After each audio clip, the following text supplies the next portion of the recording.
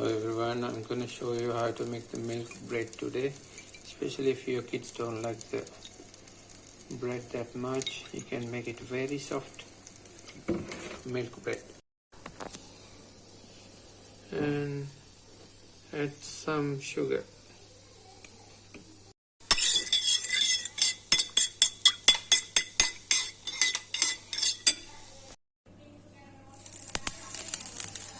First you add some butter. So add the bread. Quickly turn around, otherwise you won't be able to take it out from there. It's gonna get soggy very quickly. So it's ready now. You close it.